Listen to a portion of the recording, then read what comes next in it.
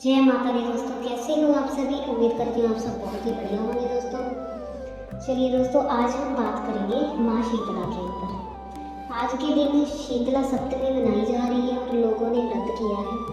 ठीक है, माता शीतला दुर्गा माँ का ही एक स्वरूप है।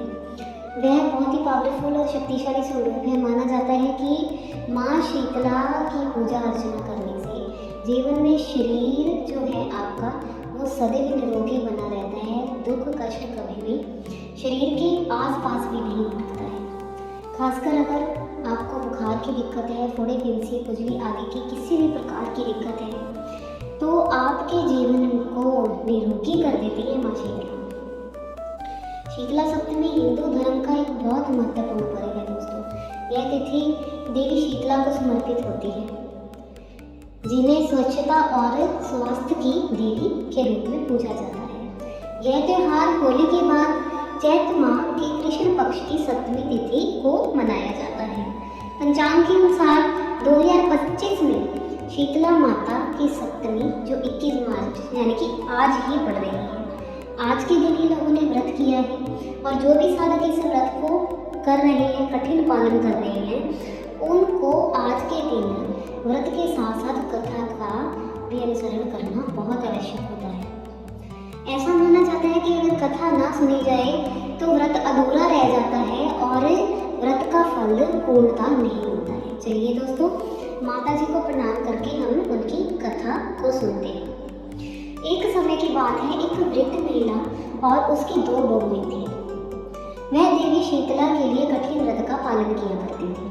दोनों बहुओं ने मान्यताओं के अनुसार एक दिन पहले ही प्रसाद के लिए भोजन बनाकर तैयार कर लिया, लेकिन दोनों बहुओं के बच्चे छोटे थे, इसलिए उन्होंने सोचा कि कहीं बासी खाना खाकर उनके बच्चों को नुकसान ना हो जाए।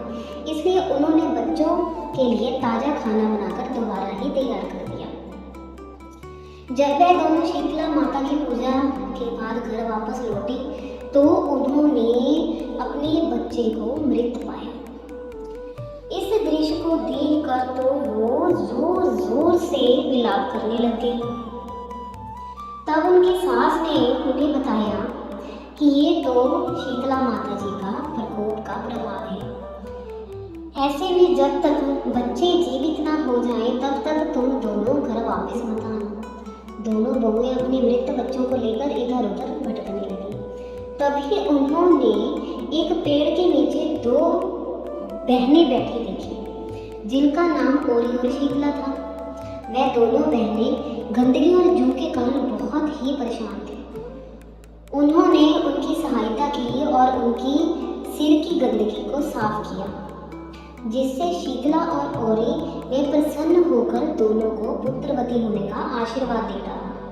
तब उन्होंने दोनों बहुओं ने अपनी सारी व्यथा उन दोनों बहनों को बताई। इस पर शीतला माता उनके स्वरूप में उनके सामने ही प्रकट हो गई और उन्होंने बताया कि ये सब शीतला सप्तमी के दिन ताज़ा खाना बनाने के कारण हुआ है। ये तुम दोनों ने गलती की, इसी कारण तुम्हें इस गलती का जो है कुछ प्रभाव जो है वो भोगना पड़ रहा है। अब ये दुष्प्रभाव तुमसे हट जाएगा। तब दोनों बहुओं ने माँ शीतला से क्षमा याचना की और आगे से ऐसा ना करने को कहा कि हे माँ, आप दयावान हैं, मुझे हम पर कृपा कर दीजिए और हमारे बच्चों को ठीक कर दीजिए। आगे से ऐसी गलती कभी नहीं होगी। माता शीतला जी ने खुश होकर दोनों बच्चों को फिर से जीवित कर दिया।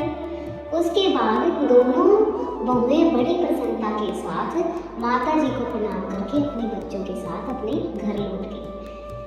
तो ठीक दोस्तों, ये माता शीतला जी की कथा, जिसको सुन के ही व्रत पूर्ण होता है और जिन्होंने व्रत नहीं भी किया है वो भी अगर इस कथा को सुनते हैं तो आप यकीन मानिए आपको व्रत जितना ही फल मिलता है। और अगर आपके जीवन में कोई रोग या कष्ट चल रहा है वो भी माता रानी जी की कृपा से खत्म हो जाता है दोस्तों। माँ शीतला की महिमा अपरंपार है। मैं तो चाहकर भी बताकर भी उनकी महिमा का बखान नहीं कर सकती।